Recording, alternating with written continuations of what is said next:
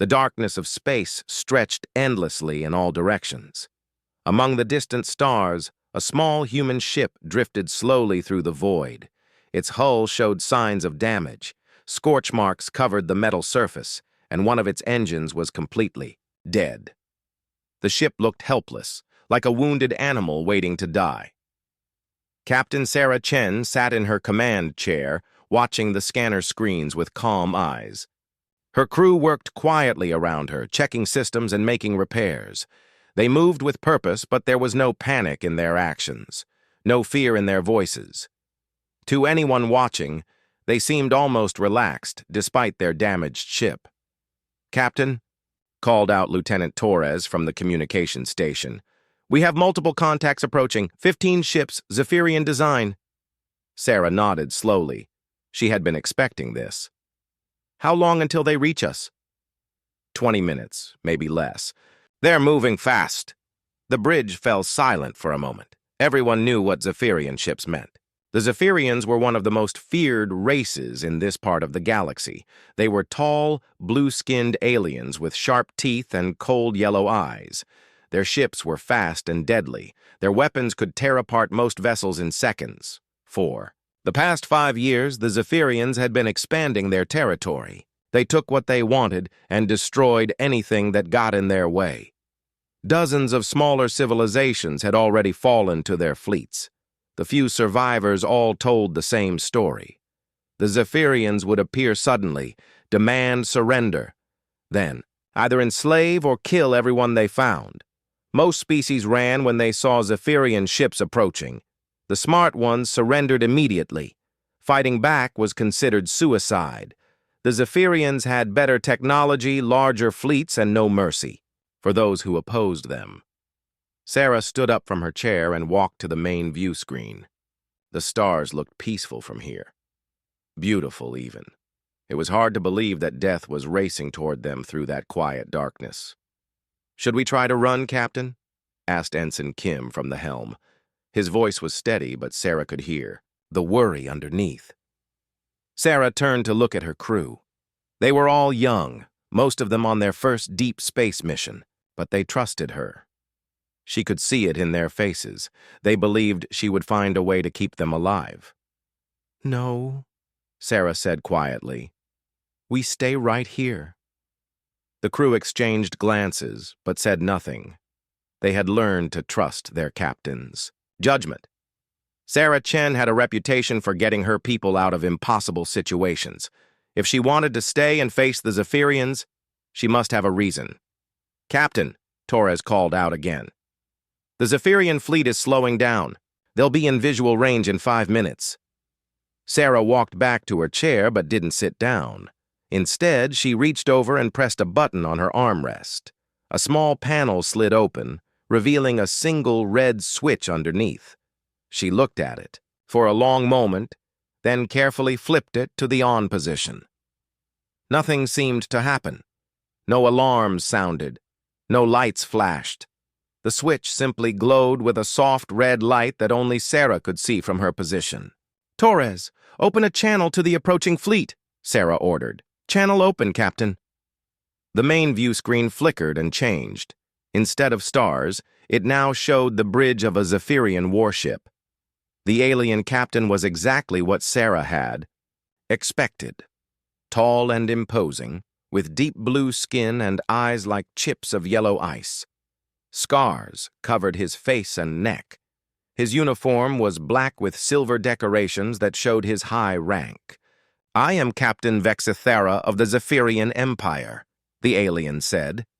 His voice was deep and harsh, like grinding metal. "You are trespassing in claimed territory. Surrender immediately or be destroyed." Sarah looked at the alien captain for a moment. Then slowly, a smile began to spread across her face. It started small, just a slight curve at the corners of her mouth, but it grew wider and wider until she was grinning broadly at the Zephyrian. Vexthara seemed surprised by this reaction. Most species begged for mercy when faced with his fleet. Others tried to negotiate or offered tribute. But smiling, that was new. "You find something amusing, human?" Vexithera demanded. Sarah's smile grew even wider. "You really should have done your homework about humans," she said softly. The Zephyrian captain leaned forward in his chair. "Your species is primitive. Your technology is weak. You have one damaged ship against 15 of mine. What could you possibly know that I do not?" Sarah chuckled, a sound that seemed completely out of place given their situation. Her fingers moved across her control panel with casual ease, as if she were ordering coffee instead of facing certain death. "The thing about humans," Sarah said, still smiling, "is that we're really good at learning. We watch, we listen, we remember, and, most importantly, we plan." Vexithara's eyes narrowed. Something about the human's confidence was beginning to worry him. No prey had ever acted like this before. There was something wrong here, but he couldn't figure out what. "You have 30 seconds to surrender," Vexithara growled. "After that, my ships will open fire." Sarah's smile never wavered. "You know what I find interesting? Your formation. Tactical pattern Zephyrian 7 Alpha. You used the same pattern when you attacked the Centauri colonies last month, and when you destroyed the Rigel trading post 6 weeks ago. You really like that formation, don't you?" The Zephyrian captain's confidence faltered for just a moment. How could this human know about their tactical patterns? Those were military secrets known only to high-ranking Zephyrian officers.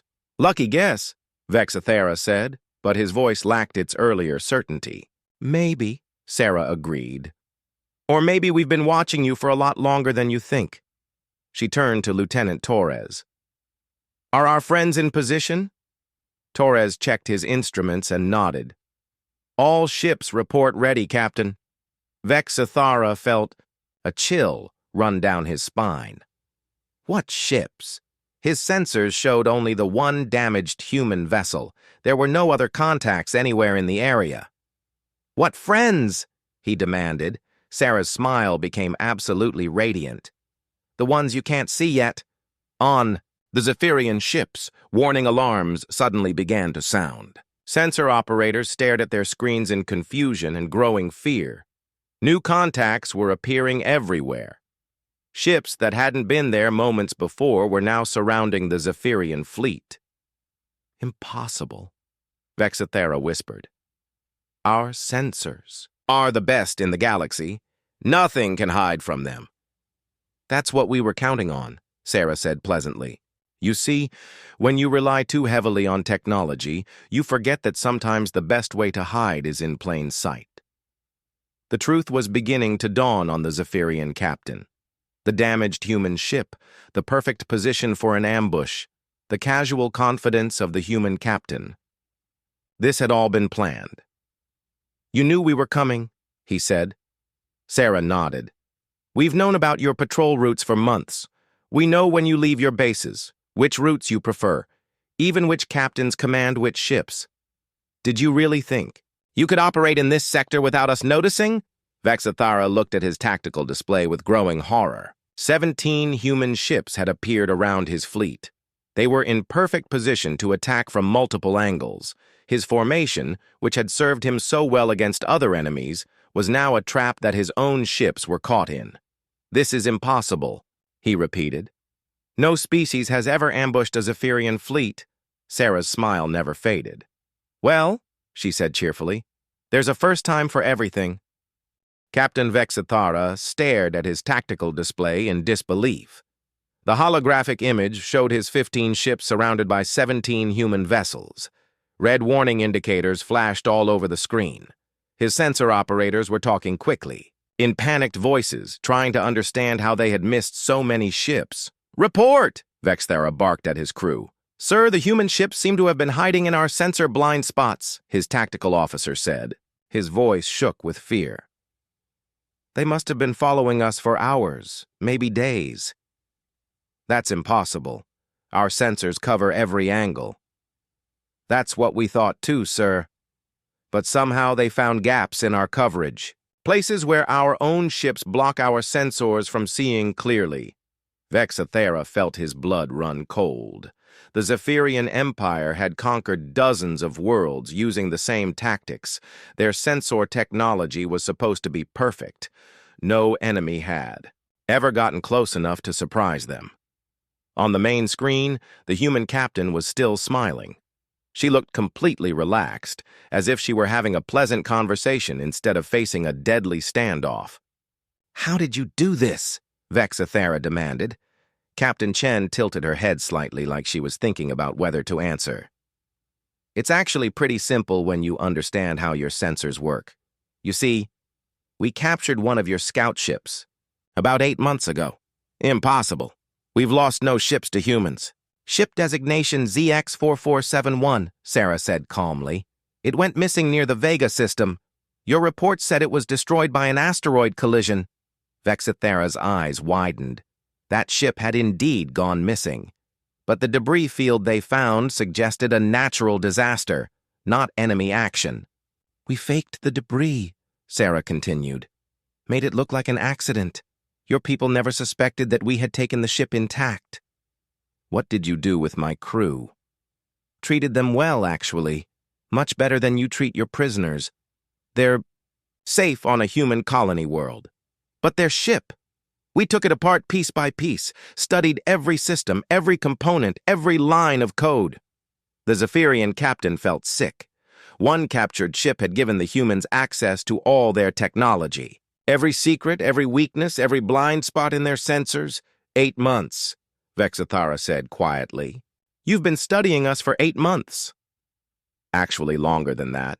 We've been watching your expansion for over a year, learning your patterns, your habits, your weaknesses. The captured ship just gave us the technical details we needed." Sarah touched another control on her chair. The main screen split, showing multiple views of the Zephyrian fleet. Each human ship had a perfect view of the aliens' formations. "Your tactical pattern, Zephyrian 7 Alpha, is very effective against most enemies," Sarah continued. "It creates overlapping fields of fire and protects your flagship in the center. But it has one major weakness." "What weakness?" Vexathera asked, though he wasn't sure he wanted to know the answer. "It assumes your enemies will attack from the front or sides. It's not designed to handle threats from above and below. And it definitely can't handle attackers who are already inside your formation." Vexathara looked at his display again. The human ships weren't just surrounding his fleet. Some of them were actually inside his defensive formation, positioned between his own vessels. "How long have you been there?" he whispered. "About 6 hours," Sarah said cheerfully. "We've been drifting along with your fleet hidden in your sensor shadows.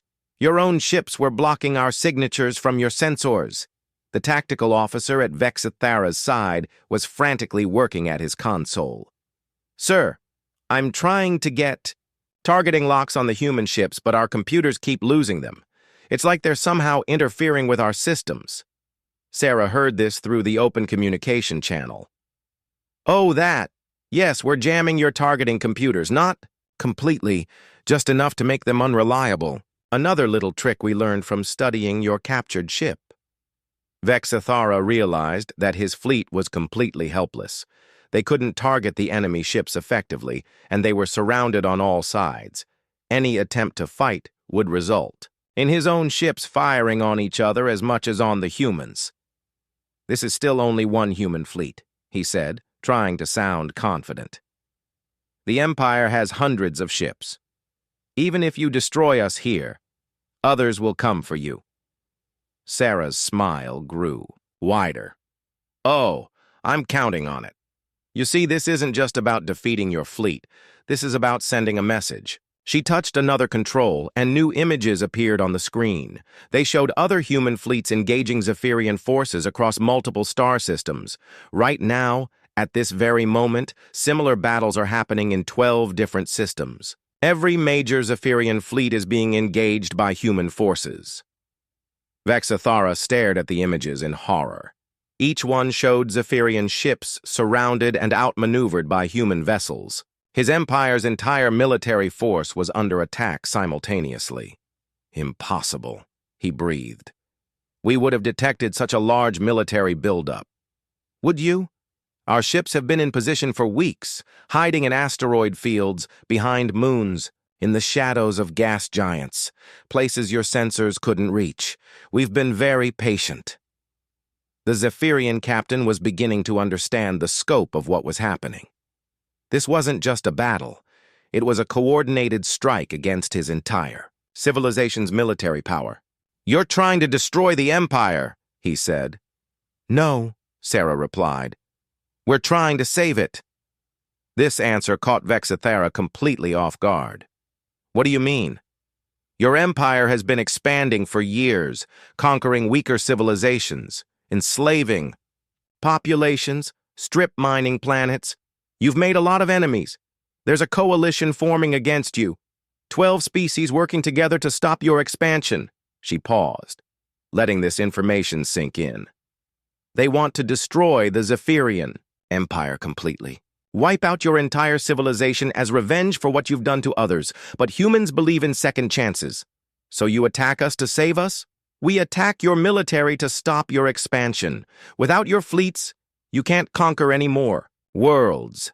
And without new conquests, your empire will have to learn to survive through trade and diplomacy instead of war and slavery." Vexithara looked around his bridge. His crew was listening to every word, and he could see doubt growing in their eyes.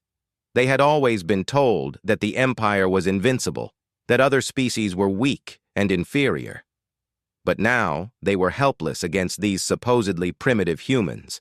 "What do you want from us?" he asked. "Surrender," Sarah said simply.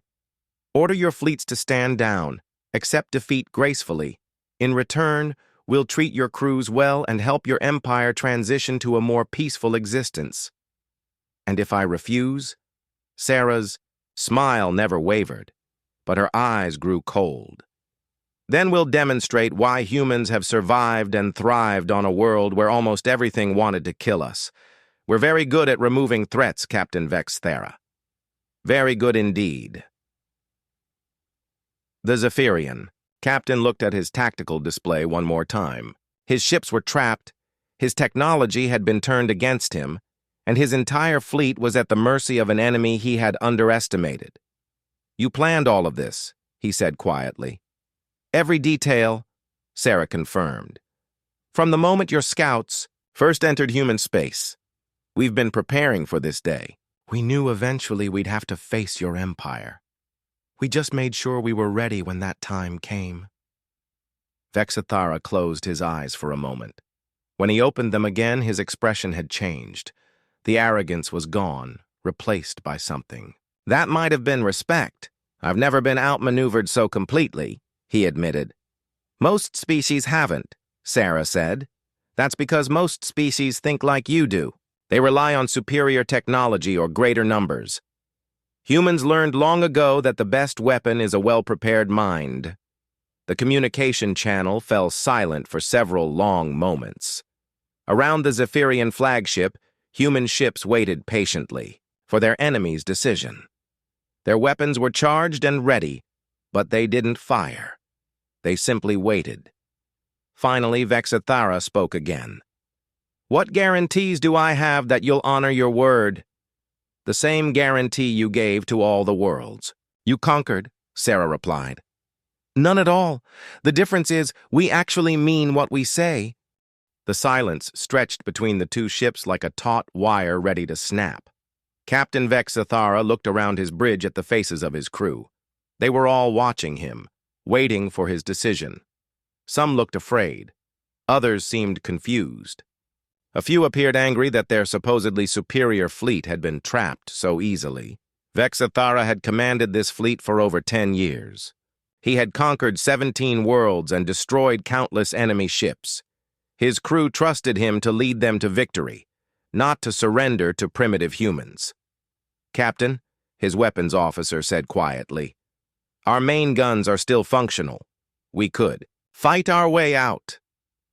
Vexithara looked at his tactical display again. The human ships were positioned perfectly around his fleet. If his ships tried to fight, they would be firing in all directions. Half their shots would hit other Zephyrian vessels. "No," he said slowly. Fighting now would just get more of our people killed. But Captain Chen wasn't finished with her demonstration. As if she could hear the conversation on the Zephyrian bridge, her voice came through the speakers again. Captain Vexithara, I think there's something else you should know about humans. What now? He asked, though he wasn't sure he wanted to hear more bad news. We're very good at psychological warfare. In fact, we might be the best in the galaxy at it. Before Vexithara could ask what she meant, chaos erupted on his bridge. Every communication console began receiving messages simultaneously. But these weren't coming from the human ships. They were coming from other Zephyrian vessels in his own fleet. "Sir!" his communications officer called out in panic. "I'm getting priority messages from all our ships. They're asking for new orders." "What kind of orders?" "Tactical instructions, sir. But they're not coming from us. Someone else is giving orders to our fleet." Vexithara felt his heart skip a beat. "Show me." The main screen flickered and changed to show internal communications from his own ships. He could see junior officers on various bridges receiving what appeared to be official tactical orders, but the orders weren't coming from his flagship. "This is Commander Zethmar of the battlecruiser Vengeance," came a voice over the speakers. "I'm receiving contradictory orders from 2 different sources. Which should I follow?" Another voice joined in. "This is the destroyer Swift Death. My tactical officer says we should change formation, but my navigation officer received orders to maintain current position." More and more ships began reporting similar problems. Junior officers were receiving orders that seemed to come from legitimate Zephyrian command sources, but the orders contradicted each other. Some ships were told to prepare for battle while others were ordered to power down their weapons. "How are they doing this?" Vexithara demanded. Captain Chen's voice answered him. "We've been studying your command protocols for months. We know exactly how your military hierarchy works. We know the proper codes, the correct phrases, even the right tone of voice to use. But those are military secrets." "Were military secrets," Sarah corrected. "Remember that ship we captured? It had complete communication records for the past year. Every order, every code change, every protocol update. We've been practicing." Vexithara watched in horror as his own fleet began to fall apart. Ships were changing positions without authorization. Some were powering down their shields while others were charging their weapons. The careful formation that had served him so well was dissolving into chaos. "You're turning my own crews against each other," he said. "Not against each other," Sarah replied. "We're just creating confusion. Your people aren't sure who to trust or which orders to follow. It's amazing how quickly a rigid command structure can collapse when the communication system is compromised." The truth of her words became clear as Vexithara listened to the growing panic on his fleet's communication channels. Junior officers were arguing with their superiors about which orders were real. Some ships had stopped responding to any commands at all, afraid of following the wrong instructions. "This is Lieutenant Kexnull on the frigate Starstriker," came another voice. "I've received orders to fire on the human ships, but also orders to surrender immediately. Which should I follow?" "Both sets of orders appear to be legitimate," added his captain. "I can't tell which ones are real." Vexithara realized that Captain Chen was right about humans and psychological warfare. His fleet wasn't just physically surrounded. They were mentally paralyzed, unable to function as a coordinated force. "How many of my officers are really receiving human transmissions?" he asked. "About 60%, Sarah answered honestly. "The rest are getting real orders from your actual commanders. But since they all sound the same, nobody knows which ones to trust." "This is brilliant," Vexithara admitted grudgingly. "And completely ruthless." "It's also bloodless," Sarah pointed out. "We could have just started shooting. Instead, we're giving your people a chance to understand that resistance is futile." As if to prove her point, more reports came in from the Zephyrian fleet. Several ships were reporting that their own computer systems were giving them conflicting information. Navigation computers showed different coordinates than their actual positions. Weapon targeting systems were randomly switching between targets. You're inside our computer networks too, Vexathera said. It wasn't a question. Only the non-critical systems, Sarah assured him. We're not interfering with life support or anything that could hurt your crews. We're just making it impossible for you to fight effectively. The Zephyrian captain was beginning to understand the full scope of the human operation. They hadn't just prepared an ambush. They had prepared a complete psychological assault designed to paralyze his forces without firing a shot. How long have you been planning this specific attack? He asked. About 3 months. We've been tracking your fleet's movements, learning your crew's names, studying your communication patterns. We know that Commander Zethmar always asks for confirmation before following unusual orders. We know that the captain of Swift Death has been having problems with his tactical officer. We know that Lieutenant Kexnol is new to his position and tends to panic under pressure. Vexathara felt a chill run down his spine. The humans knew his people individually. They had studied not just his ships and tactics, but his actual crew members. You've been spying on us for months. We prefer to call it intelligence gathering, Sarah said with that same infuriating smile. We needed to understand how your people think, how they react under stress, what their fears and weaknesses are. And now you're using that knowledge against us. That's what intelligence is for. The better you understand your enemy, the more options you have for dealing with them. More chaos erupted on the Zephyrian communication channels. Several ships were now reporting that they were receiving personal messages, apparently from family members back home, telling them to surrender for their own safety. Others were getting what appeared to be emergency broadcasts about Zephyrian colonies under attack. Those messages aren't real either, are they? Vexathara asked. Some are, some aren't, Sarah replied. Your colonies really are under attack, just not by the forces described in those messages. But the personal messages from family members are fake. We generated them using voice synthesis technology. You're making my crews think their families are in danger. We're making them think about what they're fighting for, Sarah corrected. Most of your soldiers joined the military to protect their homes and families. When they start wondering if those families are safe, they become less willing to die in pointless battles. Vexathara looked around his bridge again. His own crew was listening to these revelations with growing unease. They were beginning to understand that the humans had prepared for this battle in ways the Zephyrian Empire had never imagined. This isn't just warfare, he said quietly. This is something else entirely. This is how humans fight when we're serious about winning, Sarah replied. We don't just attack your ships or your weapons. We attack your ability to think clearly, to trust your information, to coordinate your actions. We turn your own strengths against you. Our strength is our unity, our discipline, our command structure. Exactly. And what happens when you can't trust your command structure? When discipline breaks down because nobody knows which orders are real? When unity disappears because everyone is getting different information? The answer was playing out in real time across the Zephyrian fleet. Ships were moving randomly, crews were arguing among themselves, and commanders were paralyzed by uncertainty. The proud military force that had conquered so many worlds was falling apart without a single shot being fired. You've turned us into our own worst enemy, Vexathera said. That's the idea, Sarah confirmed. The most effective way to defeat a superior force is to make them defeat themselves.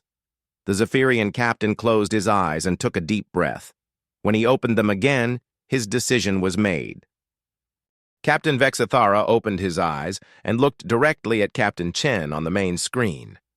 The human woman was still smiling, but now he could see something else in her expression. It wasn't cruelty or hatred.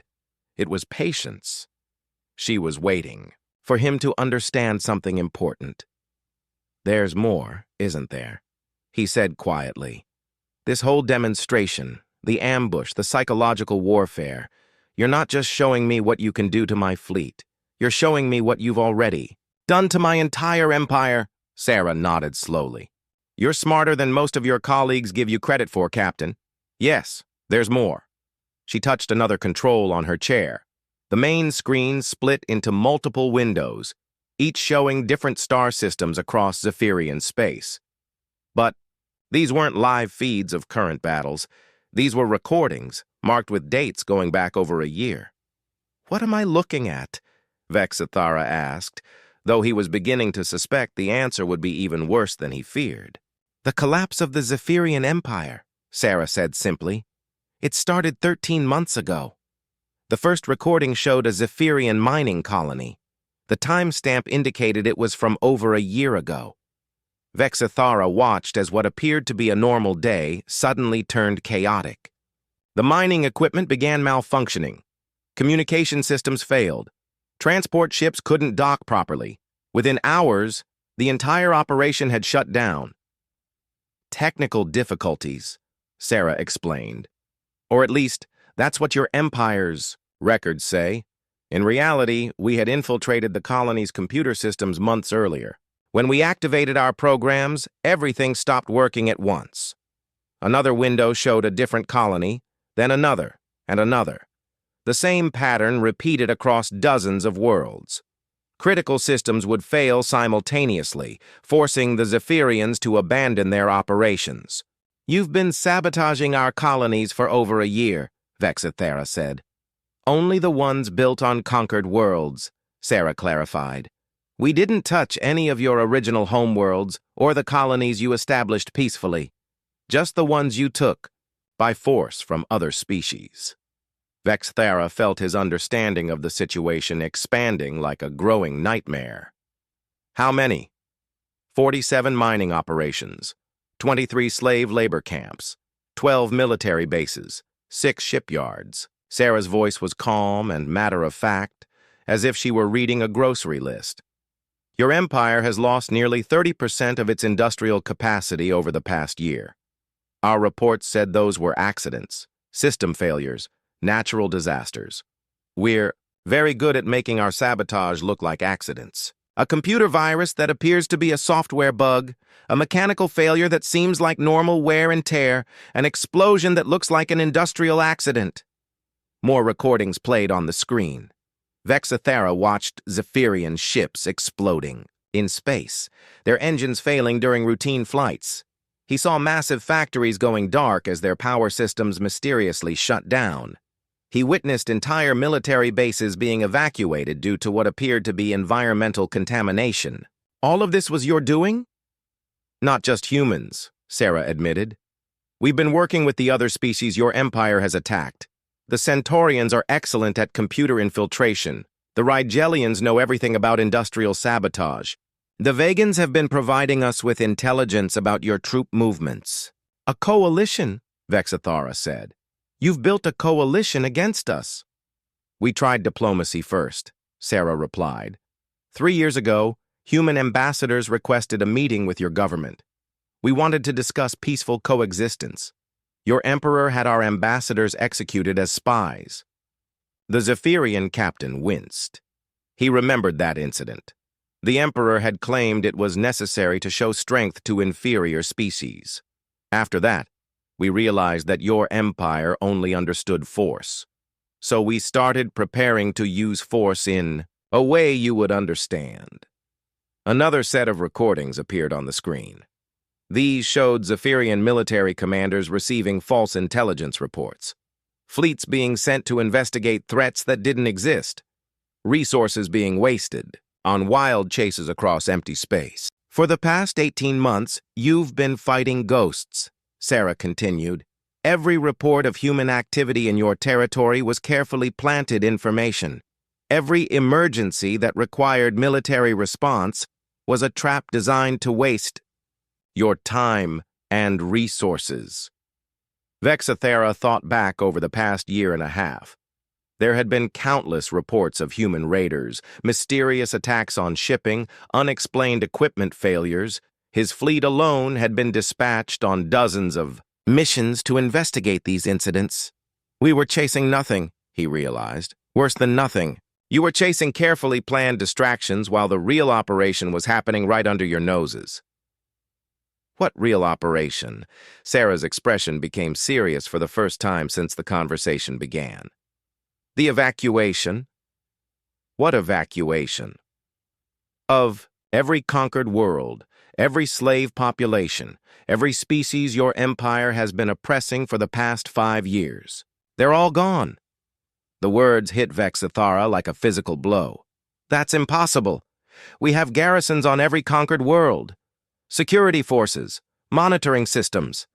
Had, Sarah corrected. Those garrisons are mostly dealing with equipment failures and supply shortages right now. Your monitoring systems have been showing you exactly what we wanted them to show you, and your security forces have been very busy chasing false alarms and investigating phantom threats. New images appeared on the screen.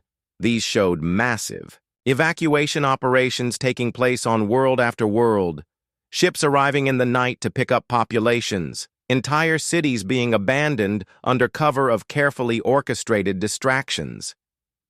This is impossible, Vexithara whispered. You can't move millions of people without us noticing.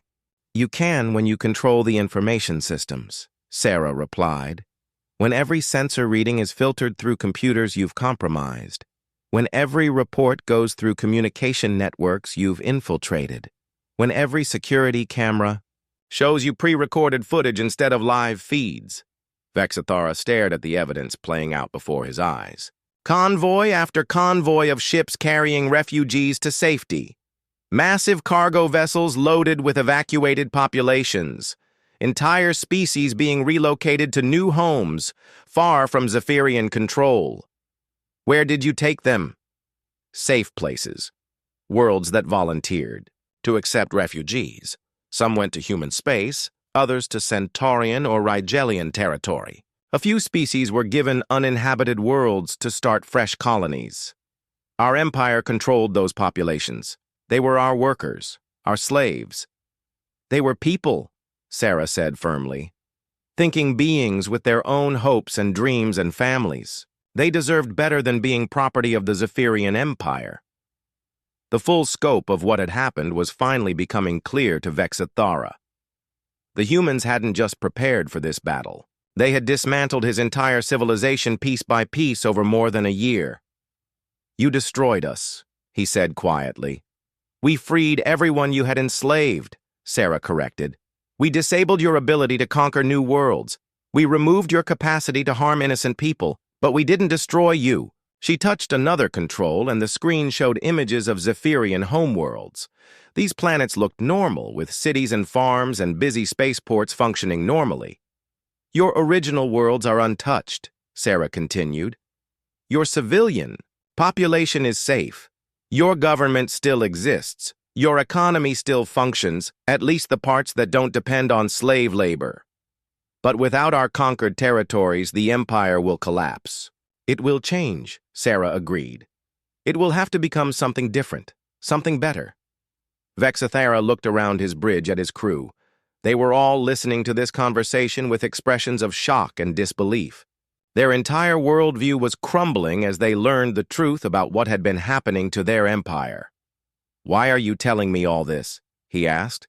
Because I want you to understand that this was never about revenge or conquest, Sarah replied.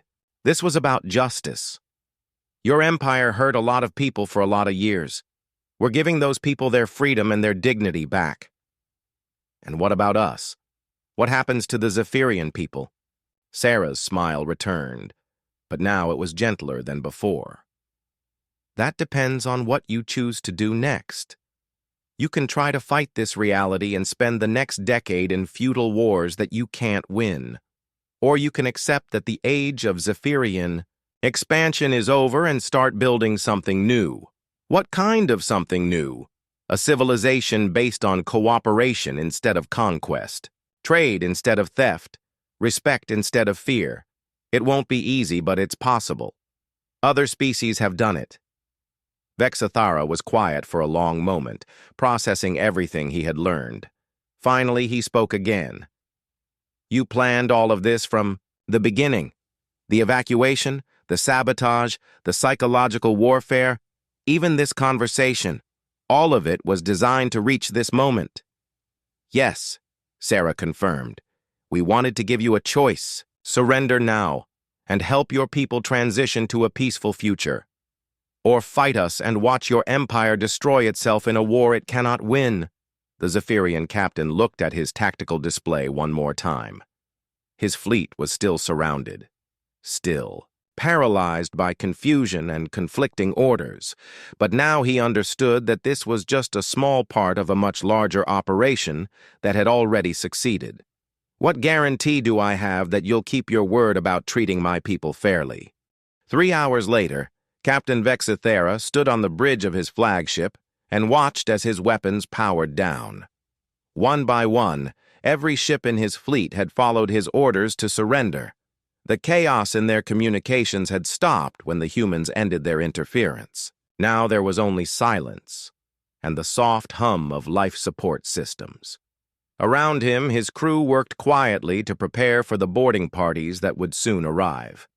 They moved with the efficiency of trained soldiers, but Vexithara could see the defeat in their postures. These were warriors who had never expected to surrender to anyone, especially not to a species they had considered primitive. "Captain," his communications officer said quietly, "the human ships are requesting permission to come aboard." "Granted," Vexithara replied. "All ships in the fleet are to cooperate fully." The doors to his bridge opened, and Captain Sarah Chen walked in, followed by several human soldiers. They weren't pointing weapons at anyone or acting threatening. They simply moved with calm confidence, like people who knew they had already won. Sarah looked around the bridge with curious eyes, taking in the alien technology and design. When her gaze met Vexithara's, she nodded respectfully. "Captain," she said, "thank you for making the right choice." "Did I have any other choice?" he asked. "You always have choices," Sarah replied. "You could have fought. Many of your people across the galaxy are still trying to fight. But fighting would only have caused more death and suffering." Vexithara gestured toward the tactical display that showed his surrounded fleet. "Your demonstration was very convincing. That was the point. We wanted you to understand the situation completely before making your decision." One of the human soldiers approached Vexithara with what appeared to be a small communication device. "Captain Chen, the other fleets are reporting similar success. Fleet Admiral Corvex has surrendered in the Altair system. General Thexanara's forces have laid down arms in the Rigel sector." Sarah nodded. "And the resistance groups? Still fighting in 3 systems, but their positions are becoming hopeless. Admiral Zhang estimates they'll surrender within the next 12 hours. Vexithara listened to this exchange with growing understanding. "Your attack on my fleet was just one part of a coordinated operation." "The final part," Sarah confirmed. "We've been preparing for this day for over 2 years. Every major Zephyrian military force is being engaged simultaneously. By tomorrow, your empire's capacity for offensive warfare will be completely eliminated. And then what? Do you plan to occupy our worlds, rule our people?" Sarah shook her head. "That's not how humans operate. We don't want to rule anyone. We just want to stop the violence and give everyone a chance at peace." She walked over to one of the bridge windows and looked out at the stars. "Your empire has a choice to make now. The old way is finished. You can't conquer any more worlds, you can't steal any more resources, and you can't enslave any more populations. But that doesn't mean the Zephyrian people have no future. What kind of future do we have without our empire?" "The same kind of future that every other civilization has," Sarah replied. "You can build instead of destroy. You can create instead of taking. You can trade with other species instead of fighting them." Vexithara considered this. "Many of my people won't accept such a change. They believe conquest is our natural right." "Beliefs can change," Sarah said.